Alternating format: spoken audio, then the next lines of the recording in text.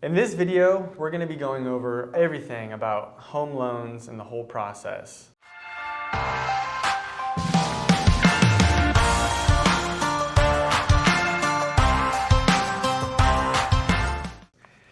I'm here with Dillan Christensen. He is a loan officer, an amazing loan officer with Fulcrum Home Loans based in Eagle, Idaho. My name is Nick Verducci, and I'm a realtor here, right here in Treasure Valley, Idaho. And Dillan, he is a Southern Idaho native and now calls Treasure Valley his home. And I don't blame him, it's beautiful here, along with his wife and his 4 children. So when he's not helping people with home loans, he is spending time with his family, and that's what he really likes to do. And I can relate there. So thanks for coming, I really appreciate it. Hey Nick, great to be here. Thanks so much for having me. Yeah, I'm excited. Yeah. Appreciate it. Awesome. So I know when it comes to home loans and mortgages, there are many different situations and scenarios that we could go over. So we're just kind of tackle some of the basic questions to have a better idea of home loans, the process, and basically the available loans for different people. So the goal in this video is to kind of get a clearer idea of the process. So with that said, I'll start with the first question, and I'm going to, let's see here. So let's say I'm in the market to buy a house, Dillan, and should I talk to a loan officer before start searching for houses? Would it be, useful for my time? That's a great question, Nick. Well, that's a question that we get a lot, and absolutely in this market, we definitely recommend to talk with a loan officer right as you want to start looking at homes.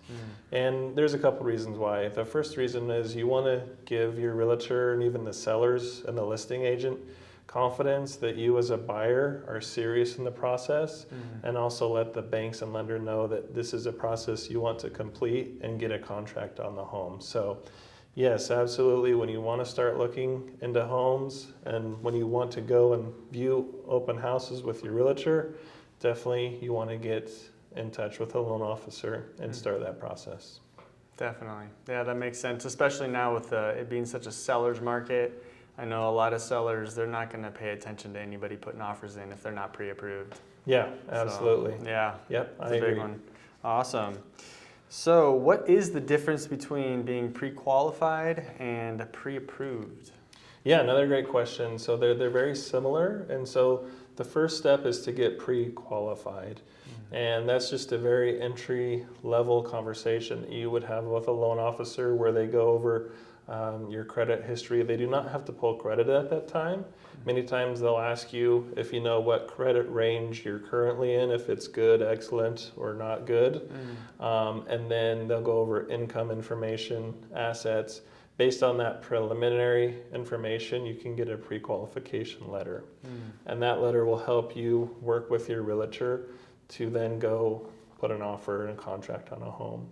The difference with pre-authorization is there's more due diligence.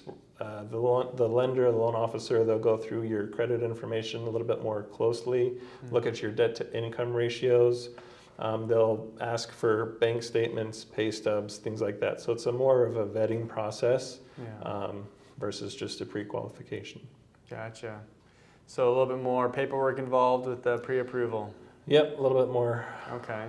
About how long does that take? Is it a really long process or? No, not really. It's really just depending on how soon we can get the documents from the buyer. And again, just some basic information, a couple months of bank history, where the down payment is coming from. So we're really just at the mercy of the buyer. If they can get those documents to us quickly, then it can be a very quick process. Excellent. Great. So, I don't really have much for down payments. So I'm wondering, in Idaho, are there any special programs that would kind of assist with the down payment? Yeah, absolutely. Right now with FHA homes or even a conventional loan, you can put down as little as 3.5%. And then with Idaho, we have an Idaho Finance Housing Authority, and they have many different programs for new buyers, young buyers.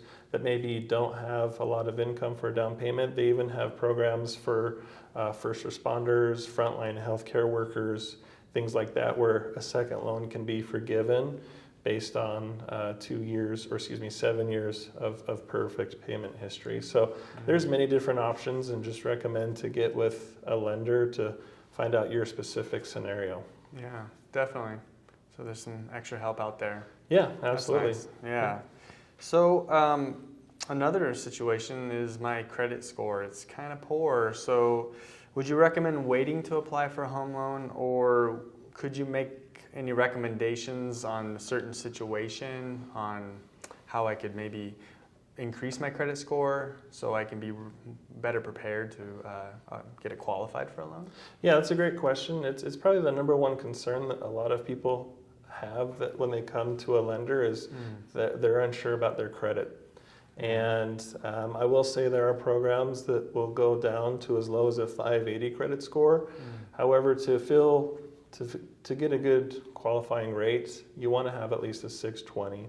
So if you're not quite there yet, the credit bureaus, they do give an allowance of certain amount of credit pulls that you can have within a 30-day window. And so if you're not sure where you stand credit-wise, you can meet with a lender, pull a credit, and just see where you are. Now, let's say, for example, you're not quite to that 620. You can just work with your lender or a credit repair agency and see which items you need to clear up, and then start attacking those.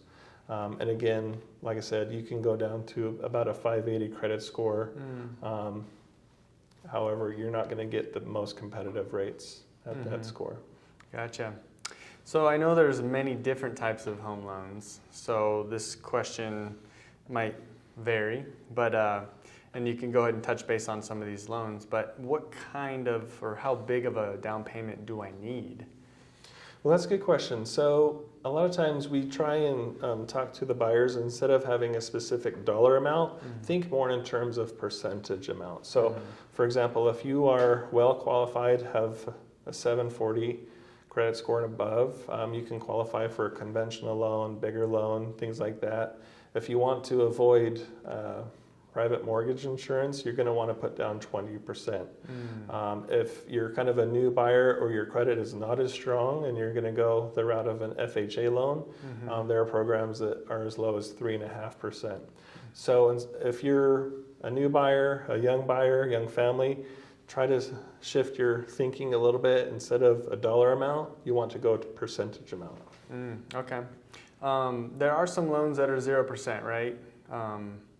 Let's see, like the VA loans. Are those 0% down? Yeah, the government loans, the VA loans, and USDA loans. I know in the Treasure Valley, there's certain geographic areas that would qualify for a USDA loan. And we can put the link on the notes. Yeah, definitely. But you can actually go to the USDA website and bring up a zone map. I know, for example, Emmett is a zone that would qualify for a USDA loan in certain areas of Caldwell.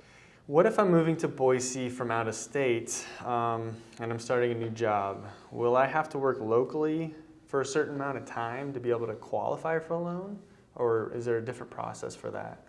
Well, certainly there's been a lot of people moving into the Treasure Valley, and so that is a question that we see a lot. So it's a great question. And I'll say it depends, because each scenario is different. But for example, if you're a W-2 salaried employee, all we would really need is just one pay stub before closing to get you qualified. In certain scenarios, only a verification of employment, meaning a letter from your HR representative or department stating that you are indeed moving for a position, then that'll work. But most times, more often than not, we just need one pay stub before closing. Gotcha. Yeah, that would be very helpful. But like you said, it depends on the situation. I know people moving in, they don't want to have to try to rent a place before they can search for a place. So if they can qualify and get that just letter from their HR department, that would be super helpful. Yeah, and exactly. And one note to add to that is many times the lenders will actually take that step for you. So as the buyer, you don't have to chase down your HR representative. Many times the lender, they have their own due diligence and process. They're going to reach out to your HR department and verify that for you automatically. So awesome.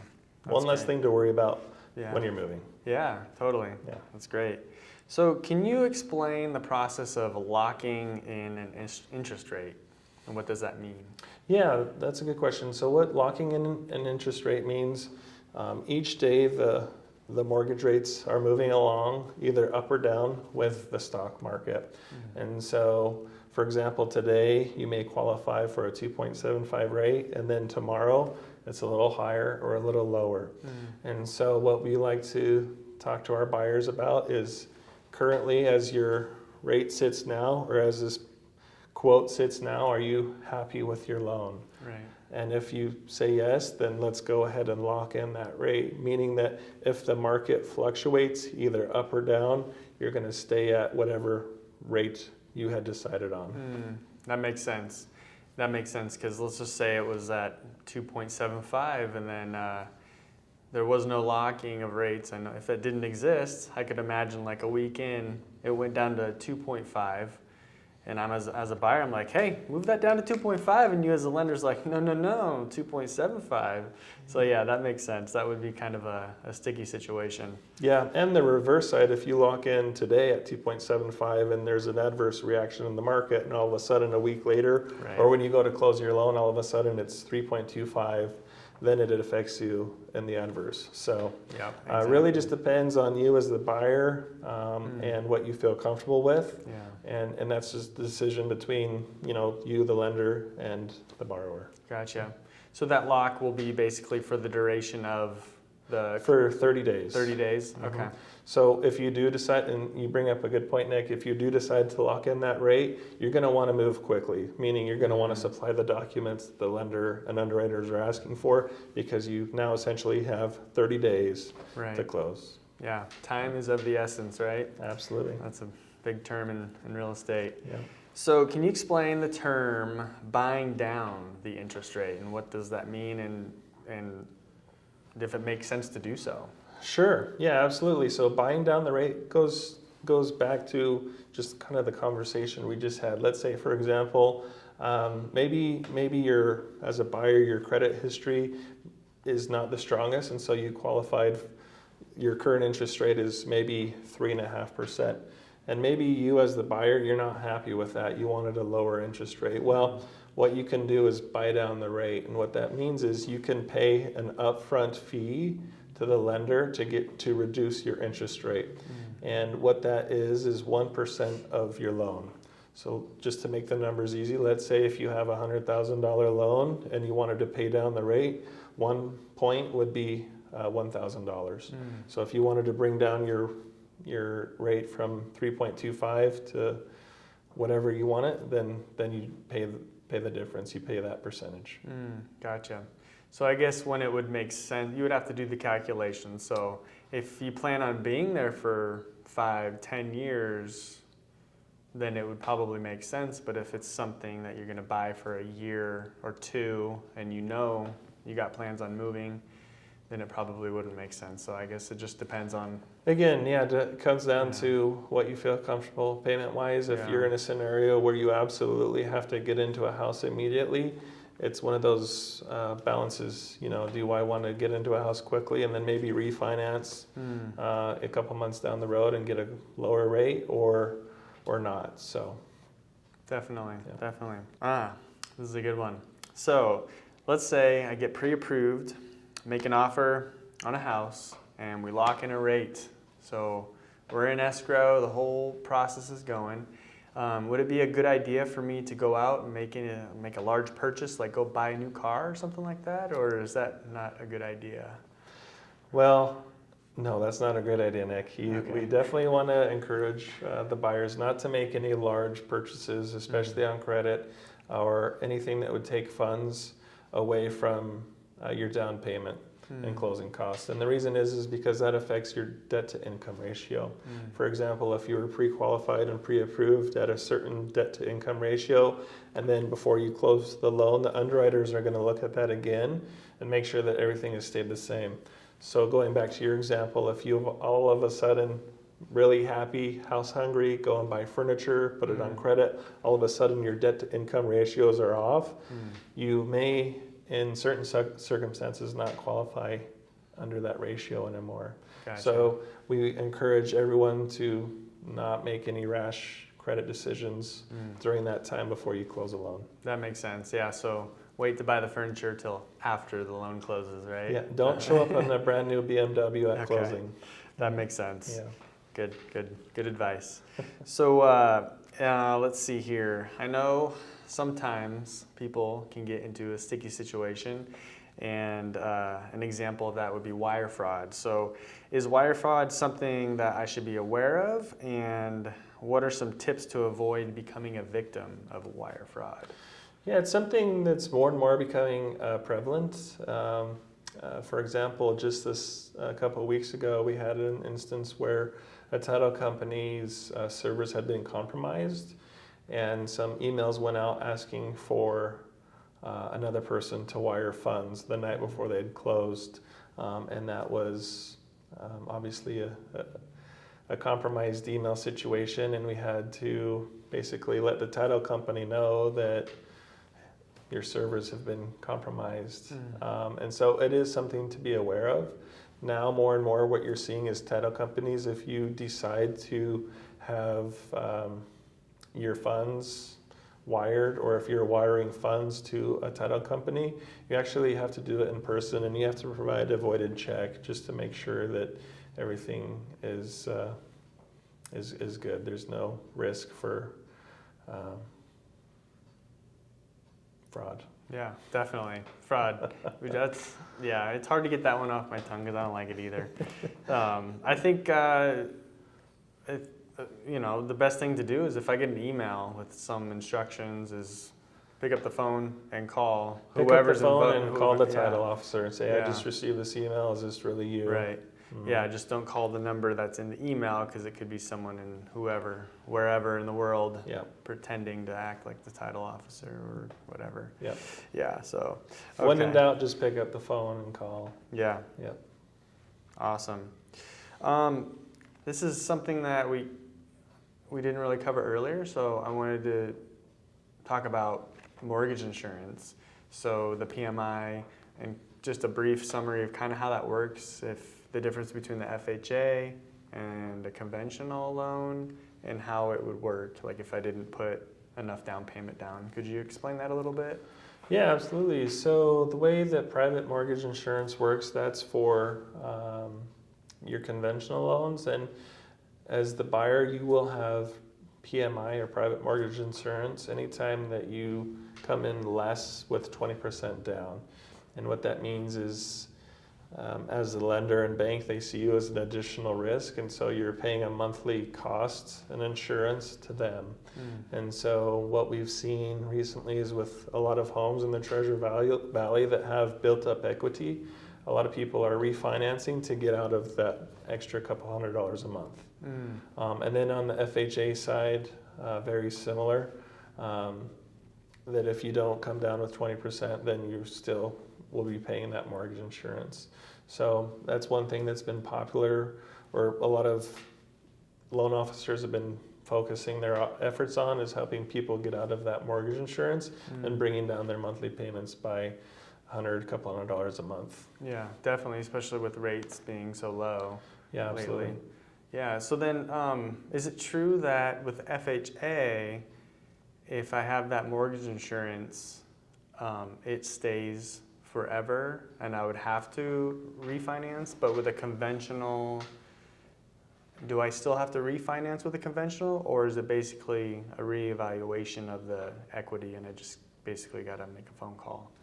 Yeah, that's a really good question. And how it works is once you reach 80% equity in the home, you can call, and again, it just depends on each scenario and each lender, each bank who currently holds your mortgage. So it's definitely due diligence upon yourself to call. But once your loan hits 80% loan to value, you can call and request to have the mortgage insurance drop off. Okay. But once you hit 22% equity in your home, that automatically falls off. Okay, and that's with a conventional loan. But with an FHA, you got to redo the whole loan, right? Correct, yes. Okay.